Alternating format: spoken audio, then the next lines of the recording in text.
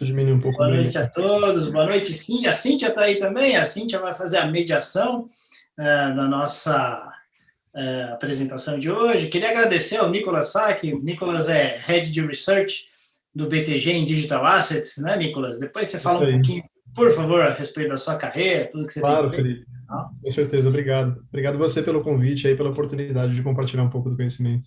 Show de bola, vai ser uma satisfação para a gente. Todos bem-vindos aqui. Eu não estou vendo a Cíntia aqui na câmera, deixa eu ver se ela está por aqui. Legal, Nicolas. Então, fica à vontade aí, né? A gente normalmente faz da seguinte forma, mas sempre fica à vontade como você achar mais interessante.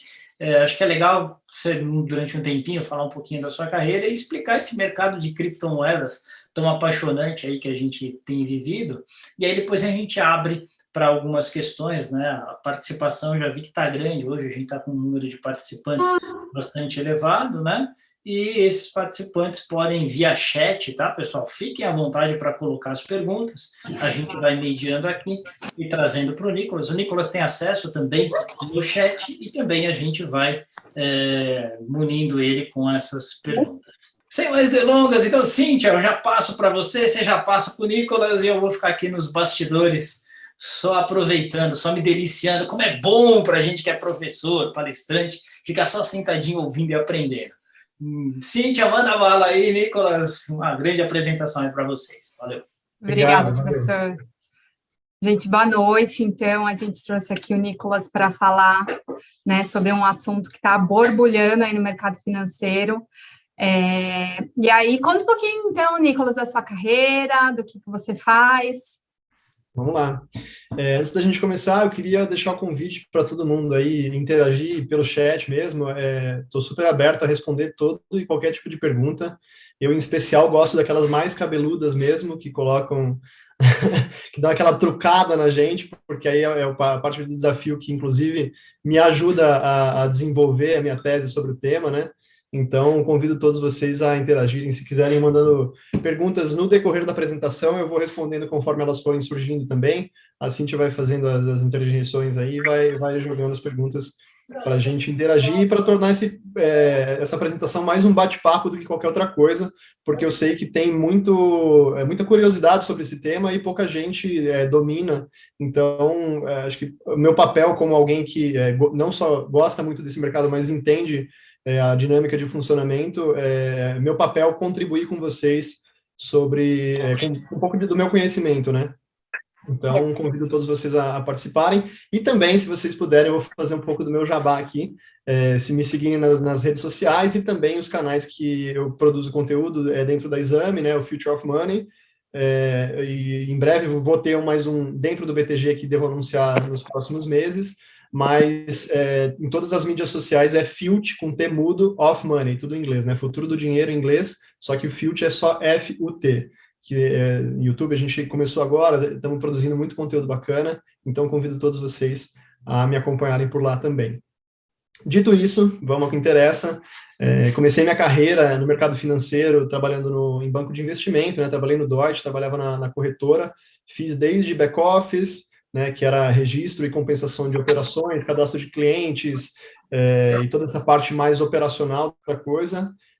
Depois fui para middle office também, que fiz mais interação com a mesa, trabalhei 2 meses na mesa, né, de operações de bolsa de valores, equities, né.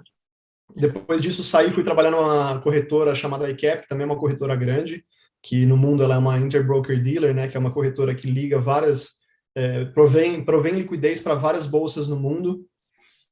E depois disso, saí, fui rodar mercado, eu sou economista de formação, formado pelo Mackenzie, e eu queria conhecer mais do mercado de trabalho, entender melhor a dinâmica das relações, fui trabalhar com vendas, depois trabalhei em restaurante, mas por volta de 2016, eu decidi que eu queria voltar a trabalhar com o que eu realmente gostava, que era investimentos, e em especial investimentos atrelados à inovação. E foi quando eu comecei a pesquisar mais sobre fintechs, e naturalmente eu me deparei com Bitcoin, né, que apesar de não ser algo totalmente direcionado à fintech, era algo totalmente relacionado com inovação. E a partir daí eu comecei a pesquisar mais, me aprofundar sobre esse tema, né, me apaixonei logo de cara, porque eu vi que era algo que tinha um potencial de transformar a forma como a gente se relaciona com dinheiro no dia a dia, e no final das contas acabou dando super certo, porque um dos meus ex-diretores do Deutsche tinha aberto mão de trabalhar no Deutsche para abrir uma corretora, né?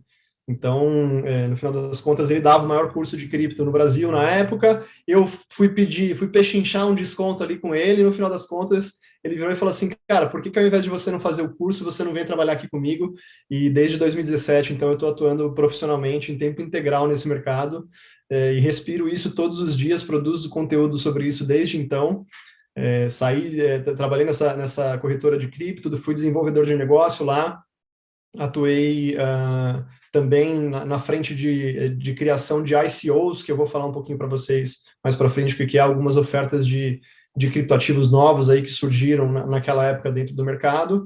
E depois disso, fui trabalhar em casa de análise, trabalhei na Empíricos com a produção de estratégia de diversificação de carteira com criptoativos, e fui para Exame, fazer a mesma coisa que eu fazia na Empíricos, e assumindo, na verdade, uma responsabilidade um pouco maior de tanto fazer essa parte de research, como de academy, né, que seria mais voltada para cursos, e também a parte editorial ligada à inovação, né, nos meios de pagamento. Inicialmente seria um projeto ligado apenas a criptoativos, mas dado o nome Future of Money, eu achei que seria bem oportuno aproveitar isso para falar sobre todos os temas ligados ao futuro do dinheiro. Então, dentro da editoria, a gente fala desde criptoativos, blockchain para negócios, falamos também sobre sandbox regulatório, que até se vocês quiserem entrar nesse tema depois, eu também tenho um espacinho para falar, Open Finance, PIX, LGPD, cibersegurança e todos esses temas correlatos que estão diretamente ligados ao futuro do dinheiro, né?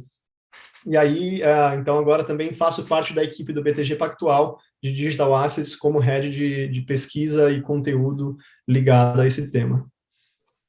Resumindo, respirando tecnologia e criptoativo, né? E finanças. Legal. E aí, então, conta pra gente como que surgiu isso, enfim, né? Como que surgiram as criptomoedas, da onde veio essa demanda do mercado financeiro, Nicolas? Legal, acho que é até importante a gente endereçar isso aqui até para colocar todo mundo na mesma página, né? Porque eu tenho certeza que na audiência tem gente que não conhece absolutamente nada sobre esse tema e gostaria de saber mais, e tem aquele que já conhece e tem algum grau de familiaridade com o tema. Então, para essa segunda pessoa, talvez isso aqui seja muito básico, introdutório. Peço desculpas, mas eu preciso fazer isso para nivelar todo mundo aqui. Vamos lá, a gente teve, se vocês olham para trás, uns 10 anos para trás, um pouquinho mais, 12, 13 anos para trás, a gente vinha num movimento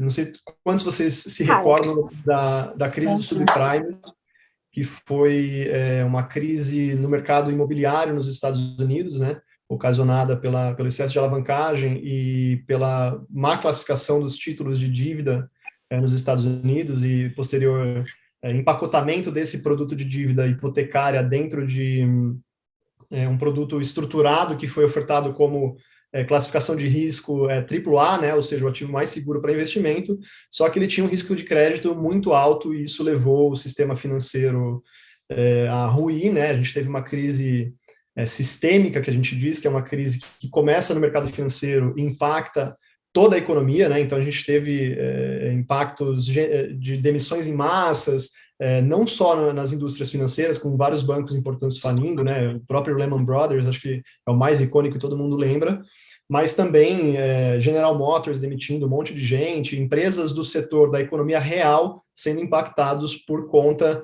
dessa crise de crédito que foi ocasionada por essa irresponsabilidade dentro do mercado financeiro. Esse é o contexto histórico em que o Bitcoin surgiu, né? E por que é importante levantar esse contexto histórico? Porque na época você teve uma crise de confiança muito grande nas instituições, né? Tanto instituições financeiras como nos governos, porque no final das contas os governos se viram forçados a resgatar as mesmas empresas que foram responsáveis pelo colapso na economia, né? Isso gerou uma revolta generalizada entre a população, inclusive a gente pôde acompanhar, talvez não tão de perto, mas como a gente já tinha uma disseminação muito forte da informação, a gente pôde ver aqueles movimentos de Occupy Wall Street, não sei se vocês se recordam disso, que eram grandes manifestações, né, com um grande volume de pessoas ocupando Wall Street e protestando contra os bancos e as instituições financeiras, né. Voltando para 2008, então, a gente tem a circulação do que a gente chama de white paper, né, que é um artigo que descreve alguma coisa, pode ser um artigo científico ou não, né, no caso do Bitcoin era um artigo científico que descrevia de 9 páginas, que descrevia o Bitcoin, né, ele era intitulado Bitcoin, a Peer-to-Peer Electronic Cash System, ou Bitcoin, um dinheiro eletrônico de pessoa para pessoa, um sistema de dinheiro eletrônico de pessoa para pessoa, né, muito fácil de você encontrar esse artigo na internet, e recomendo a todos que leiam esse artigo. Ele tem alguns aspectos mais técnicos, mas ele também tem pontos super interessantes da forma de se pensar o dinheiro, né? O Bitcoin não foi a primeira tentativa de criação de dinheiro digital, na verdade, já existiram algumas antes dele, né? A gente teve o BitGold, a gente teve o eCash, a gente teve o Hashcash, e todos eles sempre esbarravam no mesmo problema, que era o problema do gasto duplo, né? Então, como que você prevenia que uma pessoa enviasse um mesmo montante para duas pessoas diferentes, sem ter que recorrer a um terceiro de confiança? O que seria um terceiro de confiança, né? Seria algo como um banco central, uma instituição financeira, alguém que fosse responsável, né? Esse terceiro que seria responsável por assegurar que ninguém estaria burlando essa rede.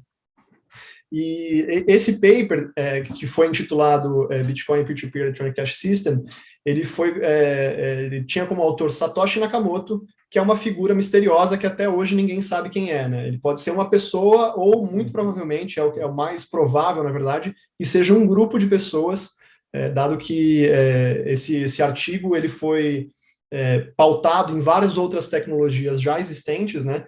No final das contas, o Bitcoin não criou nada novo, não criou uma tecnologia nova. O que ele fez foi elencar tecnologias já existentes de uma maneira nova, né? Então, isso também é inovação. E ele solucionou o problema do gasto duplo, criando um mecanismo de incentivos, e depois a gente, mais para frente, se você quiser entrar nessa parte mais técnica, eu posso até falar um pouquinho, mas por enquanto basta a gente saber que esse mecanismo de incentivos faz com que seja mais vantajoso para os participantes da rede agirem em prol do seu bem do que pelo seu mal. E o incentivo, no final das contas, é a emissão de novas unidades monetárias dentro dessa rede, né? E aí é curioso, porque ele foi criado, né, ele foi idealizado em 2017 e proposto como tecnologia em forma documentada nesse white paper em 2008, e foi implementado na maneira tecnológica mesmo como um sistema em janeiro de 2009, 3 de janeiro de 2009, né? E justamente nesse momento a gente estava nesse cenário, nesse contexto macroeconômico que eu mencionei para vocês, de uma tentativa de recuperação de crise econômica, de incerteza e desconfiança das instituições, né? E é curioso porque no primeiro registro de movimentação dentro dessa rede, né, a gente chama de bloco gênese, você tem um registro em conjunto de uma informação, e essa informação é a capa do jornal The Times, que estava estampado ali que o chanceler estava à beira de um segundo resgate aos bancos, né? Então ele surge quase que como uma crítica ao sistema financeiro vigente. É muito curioso você acompanhar o movimento e a trajetória toda de lá para cá, porque o cenário muda muito, a comunidade muda muito, e as teses de investimento mudam muito ao longo da história, né? Mas a tecnologia em si continua a mesma e os preceitos também são iguais, né? Eu posso até falar um pouquinho disso mais para frente, conforme a gente for evoluindo nessa conversa. Mas a partir de 2009, quando você tem a implementação tecnológica do Bitcoin, é que surge toda essa classe de criptoativos, né? Então você tem muita gente que ainda hoje, né, no mercado financeiro tradicional, tem muito preconceito com essa tecnologia, mas eu garanto que isso é mais por desconhecimento, né, do que por efetivamente alguma crítica bem fundamentada. Bacana. E, assim, a gente ouve muito falar sobre Bitcoin, né? É a única moeda? É o único jeito de investir em criptomoeda? Como que, né? E como que é? E outra coisa que aí é uma curiosidade particular, como que eu, pessoa física, enfim, né, pode fazer a criação de uma nova moeda? Vamos lá. Então, existem algumas formas, eu vou responder primeiro a pergunta que você fez em primeiro e depois eu vou para a segunda. Até enquanto isso, também vou pedindo para você ver algumas perguntas que eu vi que bastante gente já mandou no chat para a gente ir interagindo. Estão aqui, elencadas. É que, né, para a gente lógico, seguir na conversa, mas estão aqui. E aí, assim, não é a única criptomoeda, na verdade. Hoje existem dezenas de milhares de criptomoedas, né? No final das contas, a expressão mais correta que a gente usa não é nem criptomoeda, é criptoativo, porque, no final das contas, elas têm características de diferentes classes de ativos, né? Então, a gente fala que é uma superclasse de ativos que contempla desde características de moeda, características de commodities, características de valores mobiliários, características de utilities. Então, tudo isso faz com que ela seja uma superclasse de ativos que merece, na minha opinião, uma classificação própria, né? Que seria justamente essa classe de ativos, de criptoativos. E ouso dizer, inclusive, que num futuro não tão distante vai haver uma convergência entre o mercado tradicional e o mercado de criptoativos, de forma que o mercado de criptoativos vai absorver tudo que existe no universo das finanças hoje. Então, é um pouco disso que a gente está começando a ver evoluir aí, por isso tanto interesse nesse mercado por parte das instituições, né? Mas não é a única, existem várias outras criptomoedas ou criptoativos no mercado, né? Elas variam de acordo com o que ela se propõe a resolver. Na verdade, com o surgimento do Bitcoin, no próprio white paper, o Satoshi dizia, né, que você poderia criar bifurcações desse código, né, e fazer implementações diferentes dele. Então, no final das contas, o que ele quis dizer é, por exemplo, o Bitcoin, ele tem uma escassez programada, né, ele tem, ao longo da história, vão ser emitidas 21 milhões de unidades. Essa emissão, ela se dá com os registros das transações que são feitos em grupos, né, ou em blocos, e esses grupos são todos encadeados, né, num grande livro contábil. Então, por isso que a gente fala de blockchain, porque são registros em grupos encadeados, não tem nada a ver com um monte de bloquinho cheio de corrente, assim. Eu nem gosto muito dessa ilustração, porque ela não representa o que realmente é, e no final das contas acaba confundindo muito mais do que ajudando, né. E aí, a política monetária desse sistema, ela está programada e cravada em código, né? Não dá para você alterar esse código de maneira alguma, a não ser que você tenha uma bifurcação nessa rede, de que vão haver essas 21 milhões de unidades e que, em média, um registro novo acontece a cada 10 minutos, né? E aí tem uma outra prática, né? Um outro evento que acontece, em média, a cada 4 anos, que é a recompensa por esse registro bem-sucedido, cai pela metade.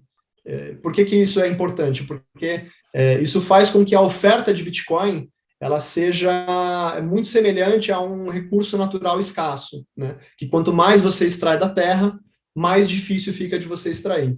E aí você replica 3 características fundamentais de um ativo, de um dinheiro que é considerado valioso, né? O primeiro deles é que ele é durável no tempo, né? Então, o Bitcoin ele é durável no tempo porque ele é uma tecnologia, ele é difícil de ser falsificado, assim como o ouro, assim como moedas fiduciárias. Ele é escasso, né? Você não consegue extrair mais do que existe na programação inicial. Então, essas 3 características fazem com que ele seja um bom dinheiro, né? Mas outras características fazem com que ele se assemelhe, por exemplo, a commodities, inclusive por isso que reguladores dos Estados Unidos classificaram o Bitcoin como a primeira commodity digital da história.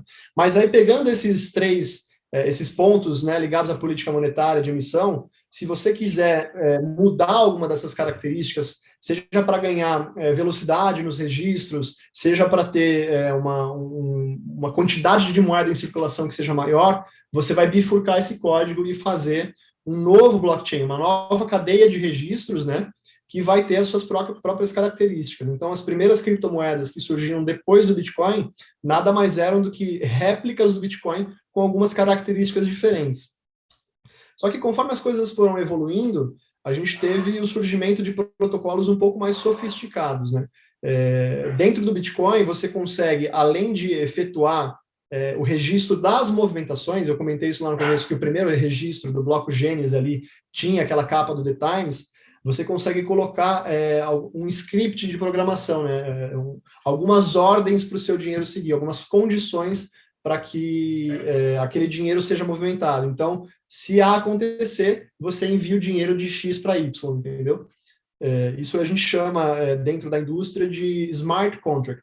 É um contrato inteligente ou um contrato autônomo que segue uma quantidade de regras pré-estabelecidas dentro de uma transação. Deixa eu só te interromper, aí, que até uma pergunta que está aqui no chat. Estão vindo várias perguntas, tá? Então, não estou conseguindo pegar quem são as pessoas. Mas, essa parte de segurança funciona dessa maneira? Então, porque o Jonathan que perguntou, não entendo como funciona a segurança das movimentações dos ativos. Legal, a segurança se dá por meio da mineração, né? A mineração, ela é justamente essa atividade que acontece dentro da rede de registro das transações. Então, como que são efetuados os registros, né? Acho que isso é importante a gente tangenciar.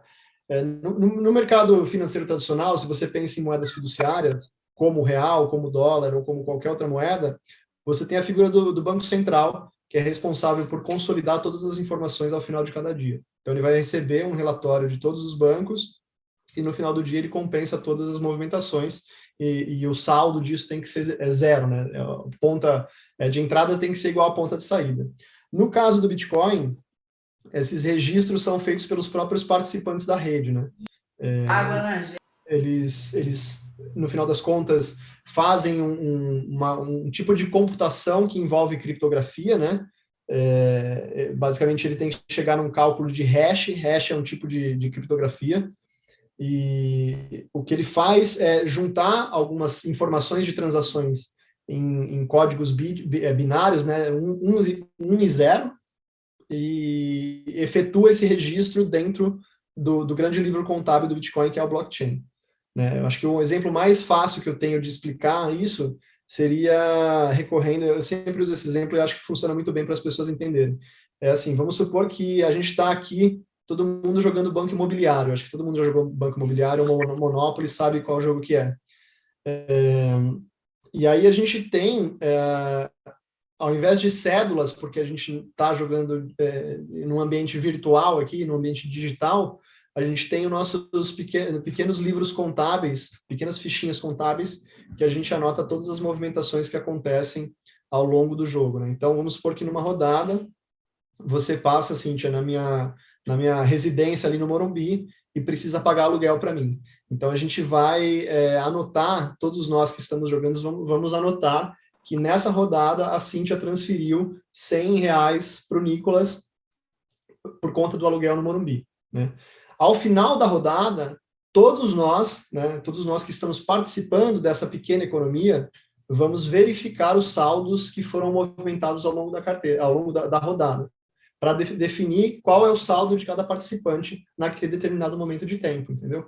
No caso do blockchain do Bitcoin, funciona de maneira semelhante. Você tem os nós da rede, que são os participantes, que têm os saldos ali, fazem as movimentações, e você tem alguns deles que se voluntariam a efetuar os registros na tentativa de serem recompensados com novas unidades monetárias que serão distribuídas pelo protocolo. Então, como eu falei lá no início, você tinha uma recompensa a cada 10 minutos de 50 novas unidades monetárias a cada registro, que em média acontece em 10 minutos. Atualmente, por conta dos halvings que já aconteceram, essa recompensa é de 6,25 bitcoins por registro bem sucedido, né?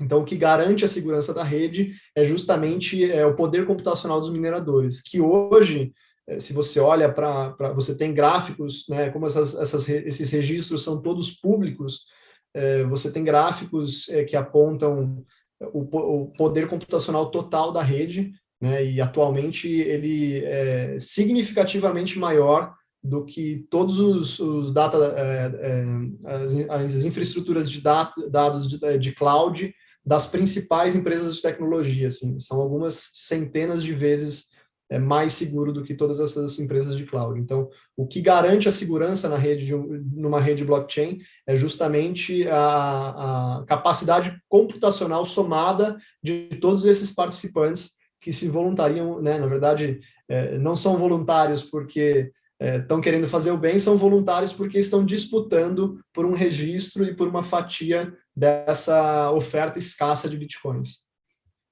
Mas aí, voltando, então... Desculpa, não, continua. só voltando ao raciocínio, né? Eu estava falando desses protocolos que surgiram depois do Bitcoin, que faziam algumas alterações na parte de política monetária, só que em 2013 a gente teve um protocolo que foi idealizado por meio de um white paper também, chamado Ethereum, que atualmente é o segundo maior protocolo em termos de valor de mercado, né? Market cap, que é você pegar a quantidade total do ativo disponível e multiplicar pelo seu preço, que propôs uma infraestrutura de smart contracts mais sofisticada, que possibilitou a criação de sistemas muito mais complexos do que o Bitcoin possibilitava na sua infraestrutura, né? Então, você teve, a partir daí, a criação de inúmeros criptoativos por meio dessa tecnologia que foi implementada em 2015.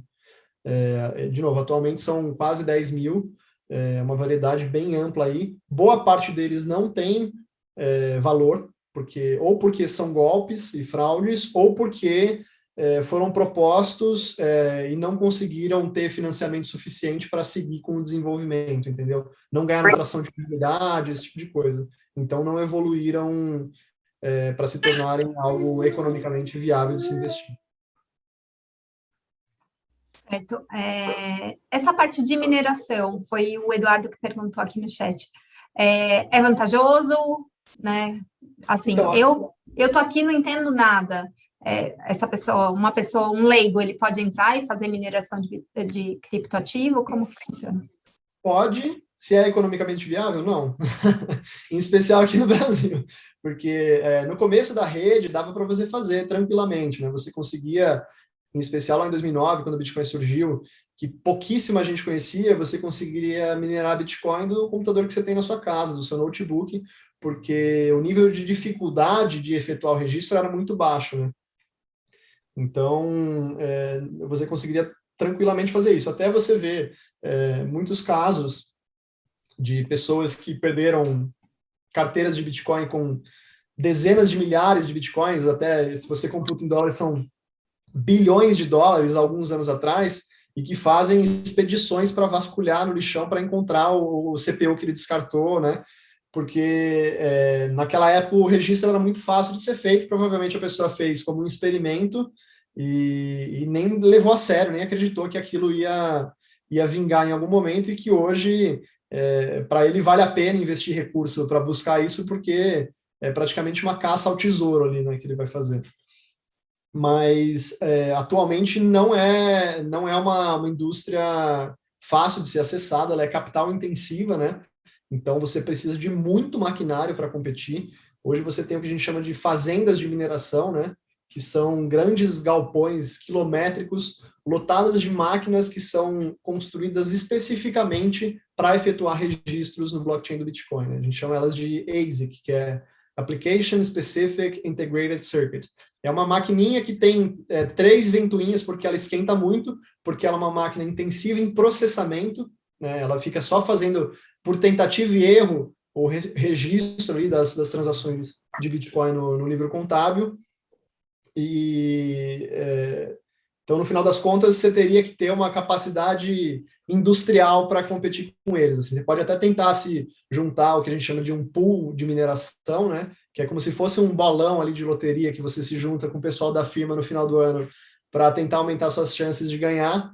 Mas, ainda assim, aqui no Brasil, eu acho que não é vantajoso por uma série de fatores, né? O primeiro deles é que o custo de energia elétrica é muito alto, e essas máquinas são intensivas em processamento e, consequentemente, consomem muita energia elétrica. E, em segundo lugar, porque você tem muito imposto. Então, o custo de você comprar uma máquina que só é feita no exterior é muito alto, né? Você paga muito imposto para trazer ela aqui. Então, em termos de retorno no investimento, não se paga no tempo, sabe? Entendi. Tá bom. Tem 1 zilhão de perguntas, tá? Então, assim, tá bom. Vamos indo, para não perder.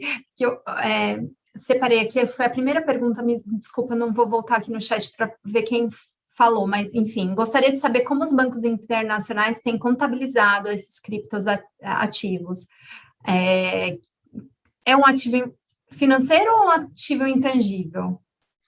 É um ativo financeiro, ele tem sido equiparável a um ativo financeiro, inclusive a maneira que a Receita Federal trata aqui no Brasil e orienta as outras autarquias a tratarem, né?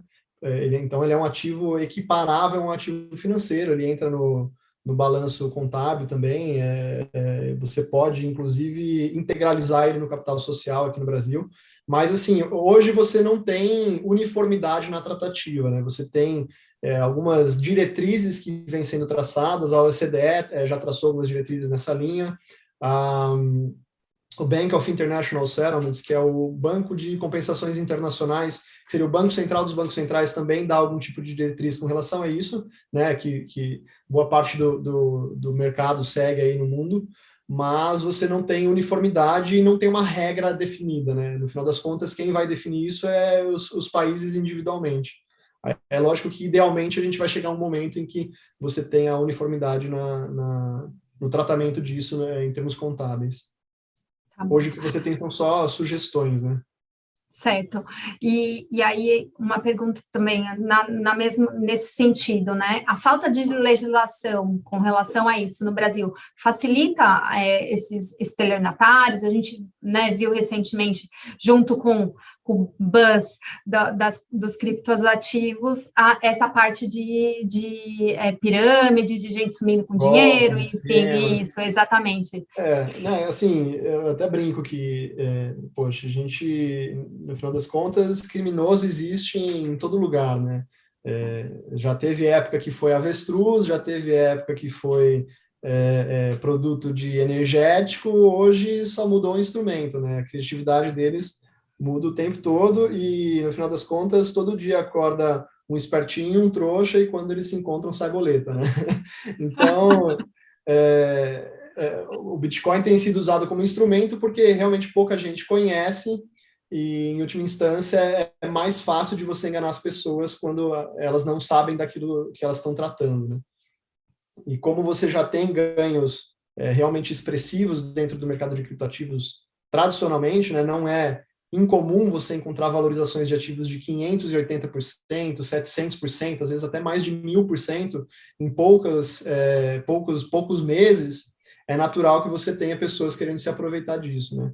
Então, acho que talvez a regulação coíba um pouco mais, né, essas fraudes de acontecerem. Elas não acontecem exclusivamente no Brasil, elas acontecem no mundo todo. Inclusive, existe um site, se você procurar, que chama badbitcoin.org, que elenca algumas centenas de milhares de golpes que são reportados ali para o site, e ele valida que são golpes, mas ainda assim eu diria que aquilo representa menos de 10% das fraudes que acontecem com criptoativos, né? Então, eu acredito que sim, talvez uma regulação um pouco mais contundente ajude a gente a ter menos fraudes e golpes ligados a isso, mas eu acho importante ressaltar que isso não está intrinsecamente ligado a um instrumento, e sim a questão das pessoas conhecerem pouco sobre ele, entendeu? Acho que é um ponto importante a ser levantado. E, no final das contas, assim, apesar da gente não ter leis claras no Brasil para isso, que sejam propostas ali pelo legislativo, você tem marcos regulatórios importantes, o principal deles sendo a Instrução Normativa da Receita 1888 e 1889, de 2019, que estabelece, né, onde você deve declarar no imposto de renda, que estabelece que você deve informar para a Receita Federal as movimentações que você faz acima de R$30 mil no mês, feitas em exchanges estrangeiras. Exchanges são bolsas corretoras ali, né? Ou via peer-to-peer, de pessoa para pessoa, e que as próprias corretoras são obrigadas a informar todas as movimentações que acontecem no mês subsequente à Receita Federal, entendeu? Então, a gente tem algum grau de controle, mas, realmente, assim, existem algumas propostas tramitando no Congresso. Tem um episódio do podcast Future of Money que eu falo justamente sobre isso. né, quais são as propostas que estão tramitando e quais eu acredito que são as melhores. A gente teve uma unificação de propostas recentemente e a maioria delas prevê uma intensificação do crime ligado à pirâmide financeira, justamente para tentar coibir esse tipo de atividade. Bacana.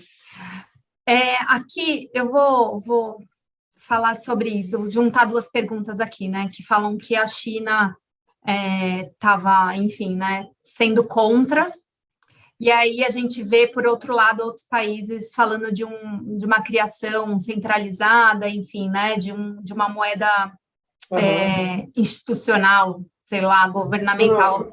A gente chama de Central Bank Digital Currency, que é uma moeda digital de banco central, que é pautada na tecnologia, né? Sim, a gente tem esse movimento, né? A gente tem algumas jurisdições que estão sendo um pouco mais contrárias à evolução dos criptoativos. Esse é o que a gente chama de China Ban no mercado, né? Que é justamente essa represália do governo chinês contra os criptoativos, não vem de hoje. Na verdade, ela se arrasta já há quase 8 anos, né? O governo chinês começou a estudar sobre Bitcoin e blockchain lá em 2013, então eles saíram muito na frente. E o que provavelmente assusta o governo chinês é que os criptoativos não podem ser controlados por uma organização governamental, né? E se você olha para o histórico do Partido Comunista Chinês, eles tradicionalmente têm o péssimo hábito de controlar nos mínimos detalhes o comportamento da sua população. Então é natural que eles estejam nesse movimento de banir Bitcoin e outras criptos por lá, em especial quando você diz criptos, você pensa imediatamente em especulação na China, né? Você tem essa questão muito forte ligada à especulação e também à mineração, né? A registro de transações, porque a energia elétrica é muito barata lá. Você, inclusive, tinha algumas regiões que eram subsidiadas pelo governo para fazer o registro de Bitcoin, né? Mas como eles estão...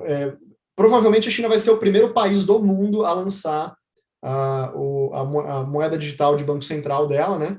Então, para mim, esse movimento tem muito mais a ver com uma questão de controle, que a China vai ter muito mais controle sobre o renminbi digital do que sobre o Bitcoin, sobre o Ether, sobre qualquer outro criptoativo.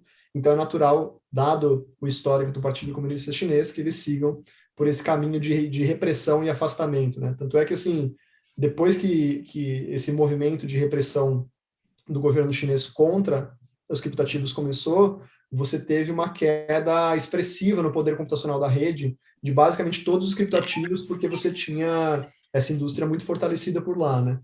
E aí isso vai levar um certo tempo para ser ajustado. Isso falando de China, você tem outras jurisdições que são muito mais favoráveis, né? Você tem, por exemplo, Malta, você tem a Suíça, né? A Suíça tem o Crypto Valley, que é no cantão de Zug, que eles têm mais de 1.000 empresas ligadas à tecnologia, meio que tentando espelhar um Vale do Silício ali, só que no leste europeu, né? E você tem outras jurisdições que também são mais amigáveis. E por que isso é curioso, né? Porque os criptoativos, por conta das características dele de ser descentralizado, de ser uma rede que qualquer pessoa do mundo pode acessar, eles não se limitam a fronteiras geográficas, né?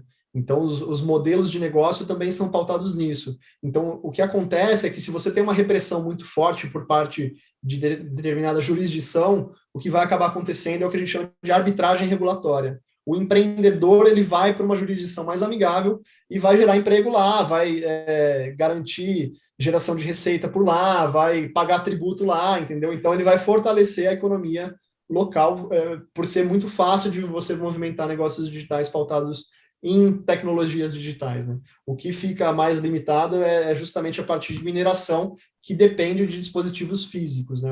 Todo o restante pode se deslocar muito facilmente ao redor do mundo. Incrível. Agora vamos começar a falar mais de alocação em si, né? De como aplicar, como investir. Duas perguntas perguntam que dizem respeito à parte de valorização e como escolher entre um criptoativo e outro, porque uma fala por que o Bitcoin se valoriza mais que as outras moedas? E aí a outra pergunta é essa diferença entre os criptoativos.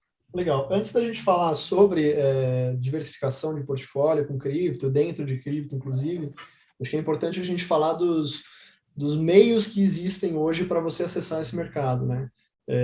Lá no começo, você tinha uma infraestrutura muito precária, né? Porque como ele surgiu para ser um sistema eletrônico de pessoa para pessoa, isso significa que ele surgiu para ser um sistema tradicionalmente desintermediado, né? Você não tinha nenhuma figura, nenhuma corretora, você não tinha nada, você tinha um serviço de carteira, que era um sistema no seu computador, e você poderia movimentar de mim, por exemplo, para você, se você tivesse essa carteira disponível. Então, inclusive por isso, o Bitcoin é considerado uma maneira de você incluir no sistema financeiro os mais de 2 bilhões de desbancarizados que existem no mundo hoje, né?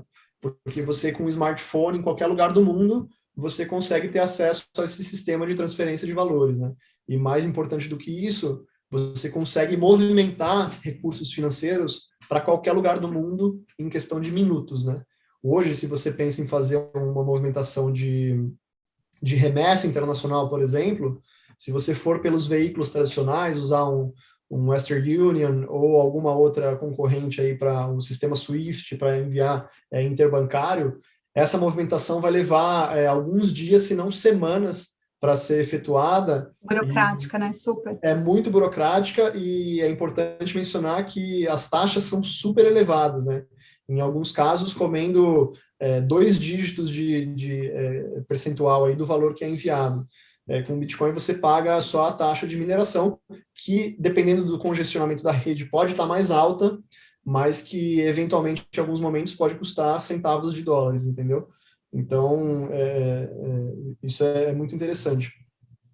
Mas, voltando aos mecanismos, o mercado foi evoluindo com o tempo e você foi criando uma infraestrutura de investimento, né? Então, você teve o surgimento das exchanges, né, que são casas de câmbio ou bolsas, depende de como você quer chamar, ou corretoras, né, na verdade elas são uma integração de tudo isso, porque, na verdade, elas se conectam com o blockchain, né, como se o blockchain fosse a B3 e as corretoras fossem as próprias bolsas, né, porque cada uma delas tem o seu livro de ofertas, tem as suas ordens de compra e venda, e isso, inclusive, faz com que exista uma janela muito grande para arbitragem, né? Hoje, talvez menos, mas em 2017, em especial, quem soube aproveitar essas diferenças de preços entre as diferentes exchanges conseguiu garantir um lucro bem interessante ainda. Mas isso é assunto para outra hora. Voltando aqui aos canais de acesso, você tem via exchange, né? Então, basicamente, você envia os seus documentos ali como um onboarding tradicional em qualquer plataforma de investimento. Você vai enviar seus documentos, a empresa vai avaliar a sua documentação, ver que você não é nenhum tipo de criminoso. Então, se você for algum tipo de criminoso e estiver assistindo a gente aqui, por favor, não envie seus documentos para a exchange. Mas, e aí você efetua a sua primeira ordem de depósito, envia o dinheiro para a conta da corretora, ela libera seu saldo, você compra as unidades, e se você quiser, você pode enviar para uma carteira própria ou manter na própria exchange, que ela vai fazer a custódia para você, mas você também pode enviar para um custodiante institucional, caso você assim queira, dependendo do seu saldo ali, do quanto você comprou, vale muito a pena você custodiar com um profissional, né? Tem também o acesso via fundos de investimento, então você tem alguns fundos hoje no Brasil que já investem nesse tipo de ativo, né? Fundos regulados, você tem... O primeiro deles foi o da BLP Asset, que surgiu lá no finalzinho de 2017, início de 2018. Depois veio o da Hashdex, depois da QR Capital, e temos também o da Vitrio, agora do BTG Pactual também foi lançado esse ano. Então você já tem veículos regulados para acessar o mercado, né? Tanto Bitcoin quanto outros criptoativos. Inclusive, hoje a Hashdex anunciou, a Hashdex não, a QR Capital anunciou que ela vai criar um fundo de índice para negociação de Ether, né, que é a moeda nativa do protocolo Ethereum, que eu mencionei, que é o segundo maior em termos de valor de mercado. E, então, você tem esses fundos regulados e você também tem os fundos de índice, como eu mencionei agora há pouco, que são fundos cujas cotas são negociadas em bolsa, né? Então, você tem o o Hash 11, né, que foi o primeiro do Brasil, e na verdade a Hashdex foi a primeira gestora do mundo, gestora brasileira, e dá para bater no peito com orgulho, porque eles foram a primeira gestora do mundo a conseguir lançar um ETF de cripto. Isso é muito legal, né? Eles lançaram em parceria com a Nasdaq. A metodologia do índice deles foi desenvolvida por eles mesmos, né? Eles contrataram acadêmicos super especialistas em desenvolvimento de índices para fazer o índice do mercado cripto. É um índice dinâmico e que foi aprimorado, na palavra de alguns, mas na minha cabeça ele foi podado pela Nasdaq. Assim. Então, eles têm uma parceria com a Nasdaq, o que era o HDAI, né? Hashdex Digital Assets Index, virou o Nasdaq Crypto Index, que é o NCI, que dá origem a esse fundo de índice, né? O benchmark, a referência do Hash 11. Depois veio o QBTC, que é QBTC 11, que é um fundo de índice também, um ETF especificamente de Bitcoin, né? Que é pautado no índice de Bitcoin de várias bolsas diferentes. A gente teve agora o anúncio do QETH, né? QETH11, que vai ser o de Ethereum, da QR Capital, e a gente vai ter um com uma pegada de carbono neutralizada, que é da Hashdex, que vai sair agora também. Anunciamos hoje isso aí no Future of Money. Então, você tem basicamente essas 4 formas: via peer-to-peer, via corretoras especializadas, né, ou bolsas, via fundos de investimento tradicionais e via ETF. Via fundos de investimentos tradicionais, para o público em geral, o investimento se limita a 20% do total do capital do fundo, né? Isso por uma exigência da CVM para investimento no exterior, né? Não tem nada a ver necessariamente com cripto. E para investidores qualificados, você tem alguns modelos que investem até 40% do patrimônio e outros modelos que investem 100%. Né? Investidores qualificados são aqueles que têm mais de R$1 milhão em ativos financeiros. E você tem, no caso do ETF, a vantagem de você acessar via ETF é que ele já investe 100% do capital do fundo, independente da pessoa ser qualificada ou não, entendeu? Então, sugiro aí para quem quiser começar, ou vai via exchange, né, corretora especializada, ou vai via ETF se quiser exposição 100%, e se quiser uma abordagem um pouco mais soft, sem uma loucura tão ampla de volatilidade, em que você vai roer as suas unhas, caso você esteja com uma posição maior do que o sugerido, vai via fundo, que é só 20% de exposição. Talvez você fique um pouco mais confortável. Legal. Eu li uma frase sua num dos seus artigos que é para investir o dinheiro da pinga, não do leite, né? E aí queria que você falasse a respeito.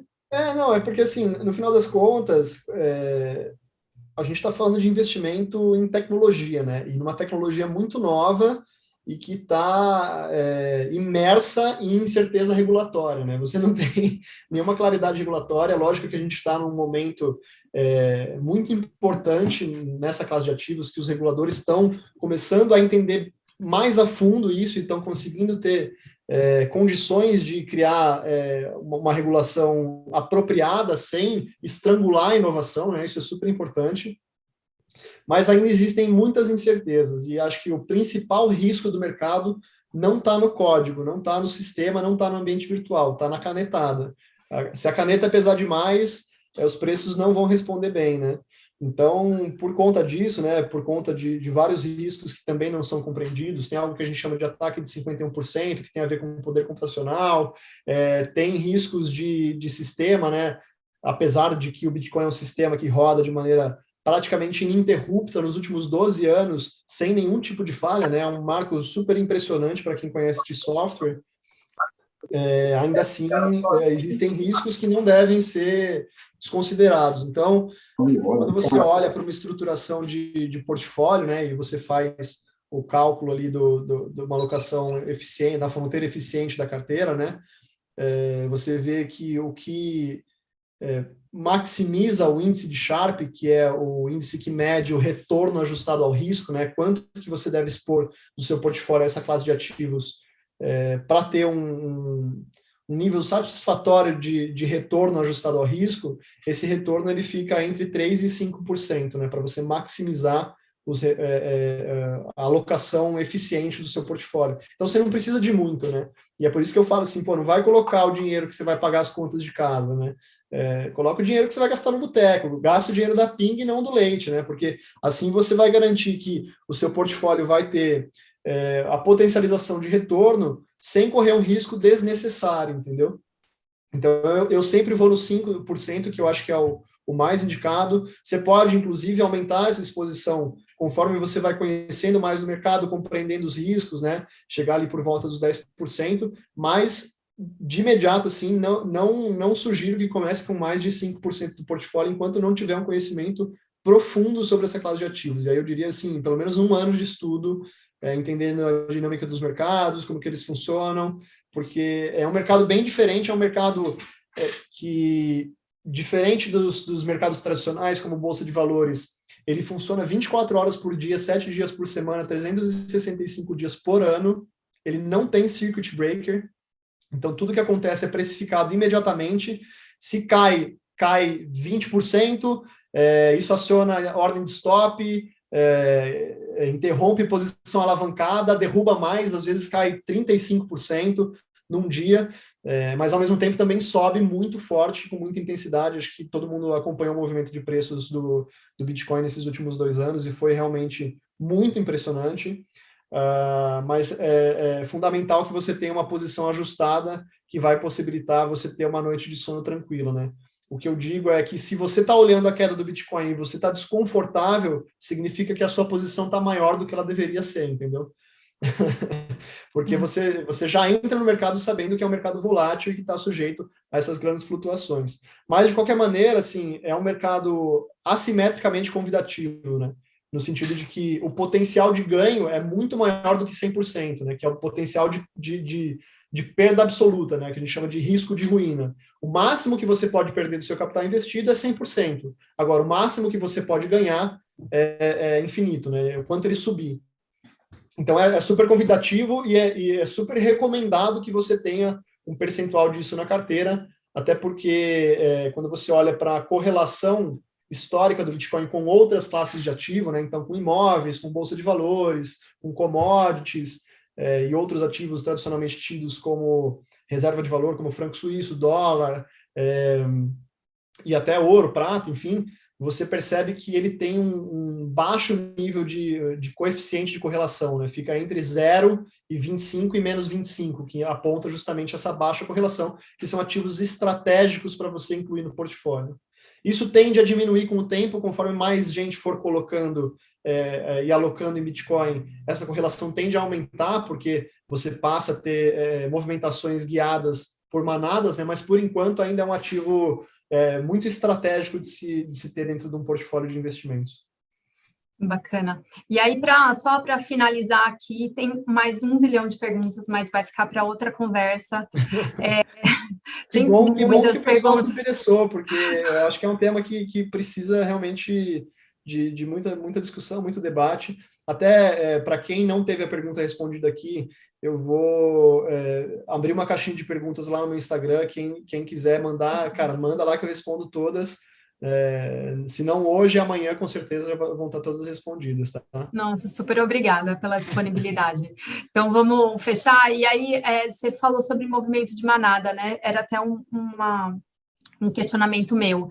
Se esse aumento, né, dos investidores em criptoativos, e aí falando de mercado brasileiro mesmo, né, se ele vem desse movimento de manada, né, então, meu vizinho está fazendo, eu vi o meu amigo ganhando dinheiro, ou se vem já de uma conscientização, de uma educação financeira do brasileiro sendo aumentada também, porque a nossa taxa de juros está bastante baixa, o brasileiro não está acostumado com isso, está desconfortável com rendimento menor. Se você acha que só um movimento de manada ou tem a ver com um aumento da educação financeira do brasileiro? Olha, tem duas coisas aí, na verdade. Quando você avalia criptoativos, não dá para você olhar só para o mercado brasileiro, você tem que olhar para o mercado global, porque é um ativo global que, inclusive, tem sido utilizado em estratégias macroeconômicas aí, né, de gestores macro. Mas o que você precisa entender é assim, o Bitcoin ele vem num movimento de adoção que se arrasta ao longo desses últimos 12 anos, né, desde a sua criação. Você teve várias fases de de adoção institucional, ela começou principalmente em 2014, né? Na verdade, um pouquinho antes, 2012, quando começaram a surgir as primeiras plataformas de negociação de criptoativos, as primeiras bolsas.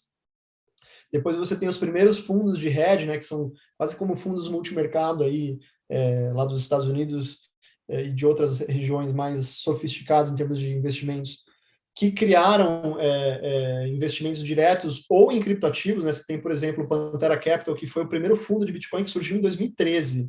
Esses caras compraram, assim, encheram o bolso de Bitcoin e hoje tem, nossa, assim, um fundo multibilionário aí por conta disso, né?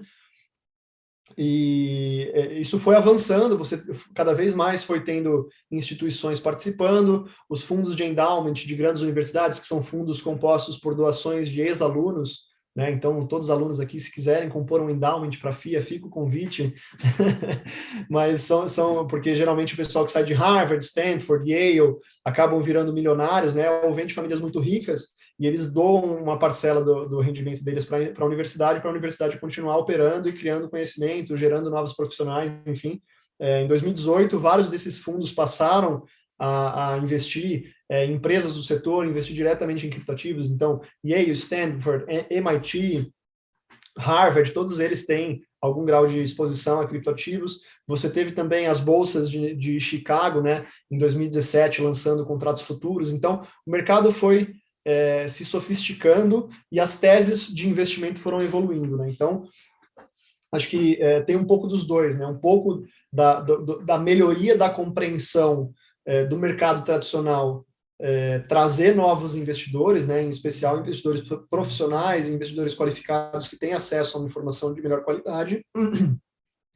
E, no final das contas, você tem, como consequência dessa maior adoção institucional e interesse por parte de empresas que passam a alocar parte do caixa da empresa em criptoativos, de uma melhor infraestrutura para custodiar grandes quantidades de Bitcoin, você tem como consequência disso uma acelerada nos preços, né, muito puxada pelo Bitcoin, porque ele vem sendo cotado como uma potencial reserva de valor, aí, um ouro 2.0, digital, mais fácil de ser movimentado ao redor do mundo.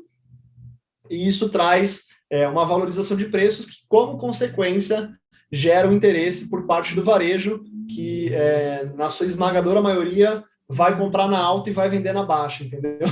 Porque sempre é guiado por ganância e não por fundamento.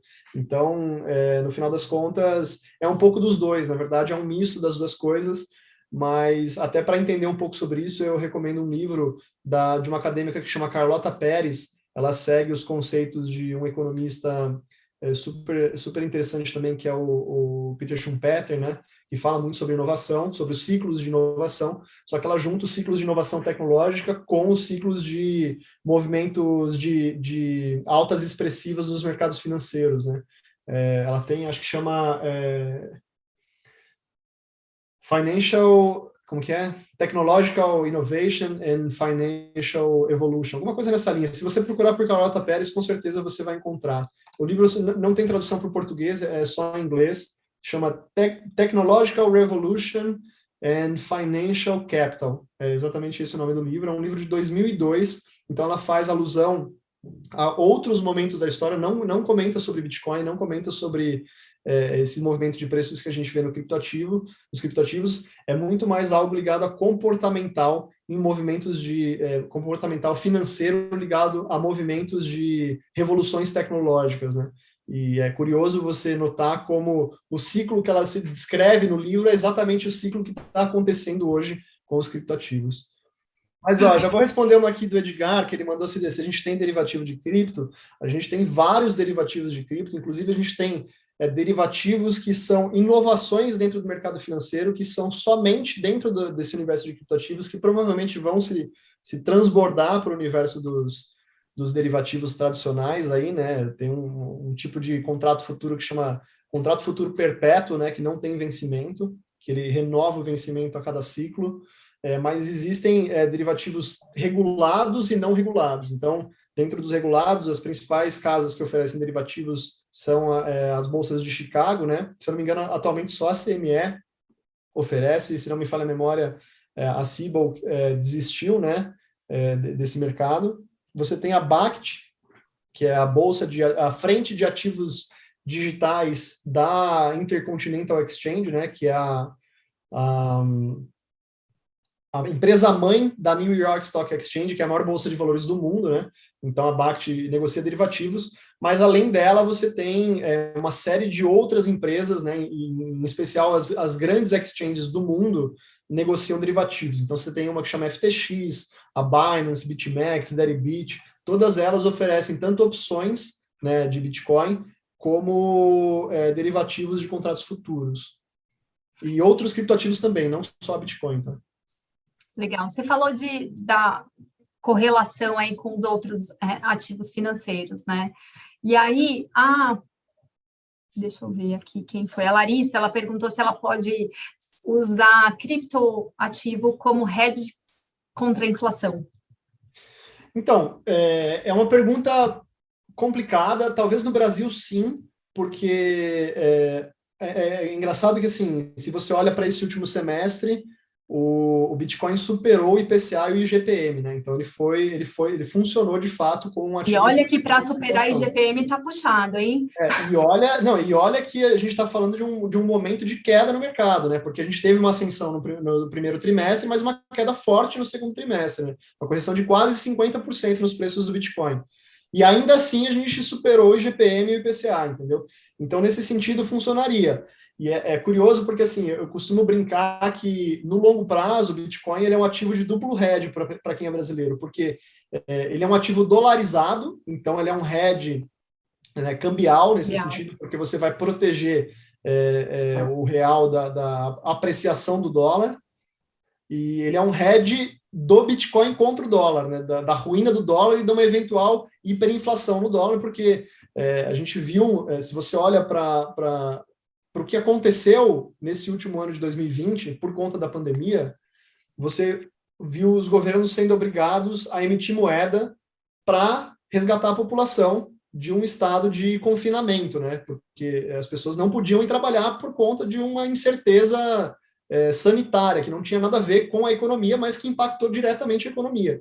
Então, você precisou fazer uma injeção de liquidez, né? Uma injeção de novas unidades monetárias que foram literalmente impressas ali naquele momento, que é sem precedentes na história, né? A gente está falando só nos Estados Unidos, ao longo de 2020, 2021, de algo em torno de 13 trilhões de dólares que foram emitidos, né? Isso considerando só Estados Unidos. Se você inclui zona do euro, Japão, China, Brasil e todas as economias relevantes, são valores assustadores, né? Então, você não sabe de antemão qual impacto isso vai gerar na economia. O que se sabe pela história econômica é que, geralmente, quando você imprime moeda, o resultado óbvio é a inflação, né? Isso, os liberais defendem muito isso, né? Que, em especial, quando você não tem um aumento equivalente na capacidade produtiva da economia, o impacto disso é, sem sombra de dúvidas, um aumento generalizado nos preços, porque as pessoas vão ter mais dinheiro disponível, e, em última instância, esse dinheiro vai transbordar para todo mundo, e o que acontece é que o preço sobe, entendeu? Porque você tem uma mesma quantidade de produto por uma quantidade de dinheiro maior. Então, nesse sentido, olhando para longo prazo, inclusive grandes investidores como Paul Tudor Jones, Gene Simons, Ray Dalio, todos eles olham para o Bitcoin como uma possível alternativa de proteção de capital no longo prazo, né? Então, assim, funcionaria como hedge contra a inflação, no Brasil em especial, mas é importante frisar que você precisa ter esse viés de longo prazo, né? Não dá para você pensar só no curto prazo, porque o Bitcoin e os criptoativos se enquadram na categoria de renda variável, né? Então, como qualquer ativo de renda variável, ele varia, né?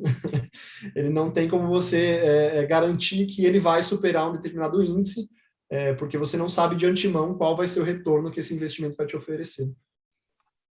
Bacana. E, assim, com relação você falou das possibilidades, né, de aplicação, como que funciona a liquidez desses meios de chegar e investir via Bitcoin em criptoativo? Os mercados de criptoativos atualmente são extremamente líquidos, né? Até comportaria fundos de pensão, que são fundos multibilionários, alguns trilionários, né?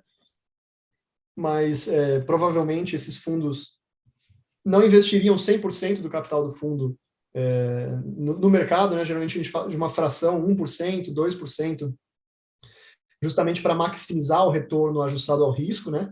Então, hoje o mercado, só o Bitcoin tem algo em torno de 1,5 trilhão de dólares, né, de liquidez. Então, é um mercado líquido, assim.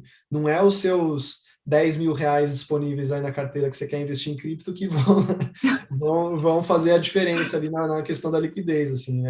É muito fácil de liquidar, você consegue liquidar em tempo real, né? Então, hoje em dia, com o Pix, as corretoras de cripto já aceitam Pix, então você consegue fazer a transferência em qualquer hora do dia, comprar em qualquer hora do dia, vender em qualquer hora do dia e enviar para sua conta em reais em qualquer hora do dia. Então, é muito simples, entendeu?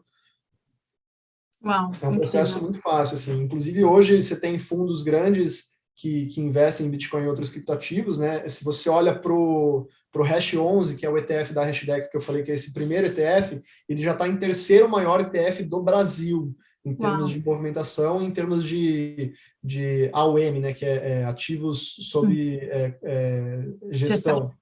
Então, cara, assim, liquidez é algo que você não deve se preocupar, assim. Hoje o mercado é altamente líquido para investidor pessoa física em especial. Tá bom.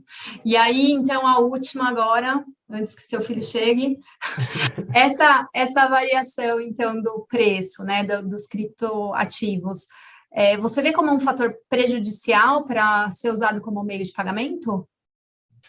Então, na verdade, assim, o Bitcoin, ele ainda não é um bom dinheiro para ser utilizado nas transações do dia a dia, né? Ele tende a ser, ele é uma tecnologia em evolução, né? E você tem algumas soluções que vêm sendo propostas para aumentar a capacidade de processamento de transações, né? Então, se você olha para o Bitcoin hoje, ele processa algo em torno de 6 a 7 transações por segundo. E se você olha para uma Visa da vida, que é uma grande processadora mundial de pagamentos, ela tem a capacidade de processar até 58 mil transações por segundo, né? É uma diferença brutal, mas é importante também mencionar que o Bitcoin, ele é um sistema de compensações finais, né? Inclusive, a Visa, se quiser plugar no sistema do Bitcoin, efetuar as movimentações e no final do dia só liquidar o saldo dos clientes, ela consegue. Então, a gente tem visto um movimento nessa linha, né, dos grandes processadores de pagamento se conectando em redes de protocolos de criptativos.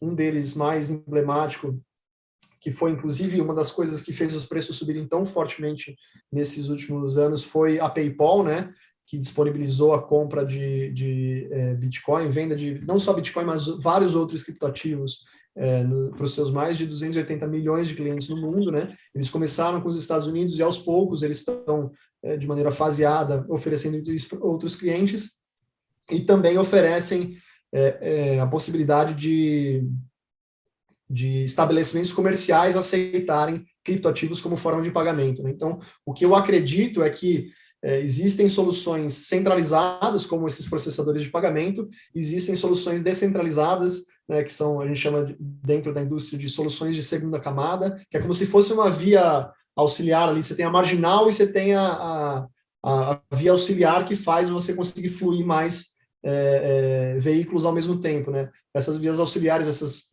soluções de segunda camada vêm sendo desenvolvidas para o Bitcoin, e aí seria uma solução dentro da infraestrutura do blockchain mesmo, que poderão favorecer esse uso como meio de pagamentos. Mas isso não tem nada a ver com preço, tá? Não tem nada a ver com movimentação de valor, assim. É lógico que uma volatilidade talvez inviabilize a aceitação de Bitcoin como uma moeda que você vai manter no seu tesouro da empresa, ali, né? Como unidade de conta, alguma coisa nessa linha. Mas da maneira que eu vejo, assim, o Bitcoin ele ainda tem muito a evoluir, né? Ele funciona como uma potencial reserva de valor, ele é uma unidade de um meio de troca, né? Ele já funciona como um meio de pagamento. Se você quiser me pagar em Bitcoin, eu vou aceitar. Se eu quiser pagar em você, você pode aceitar se você quiser. Então, ele pode ser utilizado para essa finalidade, mas ele ainda não é usualmente difundido. Você tem até, inclusive, um grande experimento para nós aqui brasileiros que estamos acompanhando de longe, que vai ser o caso de El Salvador, né? que é o país centro-americano que anunciou que o Bitcoin vai ser moeda de curso forçado por lá. Então, a gente pode até acompanhar para ver em questões de pagamento.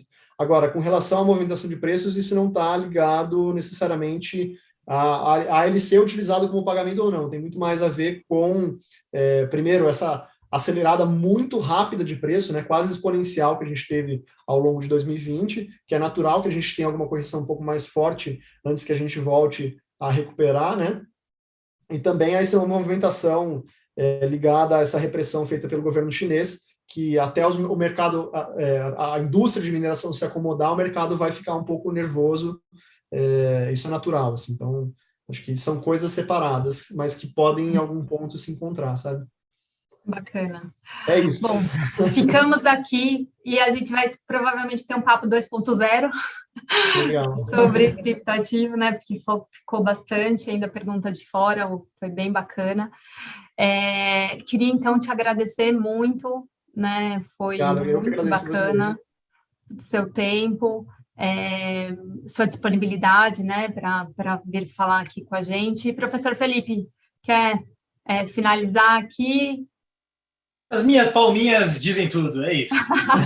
Obrigado, Nicolas. Certamente haverá outras oportunidades. Muito sucesso aí na sua carreira. Um dos caras que está desbravando esse mercado aí, tem um mérito muito grande.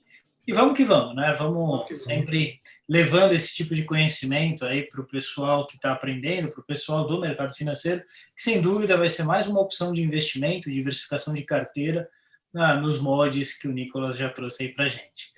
Obrigado, Nicolas. Obrigado, Cíntia. Obrigado a todos que participaram. E não esqueçam, né, que ele já se dispôs a responder lá no Instagram. Então, fiquem à vontade lá para segui-lo, inclusive, lá naquela rede social. Tá bom? Obrigada, gente. Obrigada, Nicolas. Obrigado, professor. Boa noite. Valeu, galera.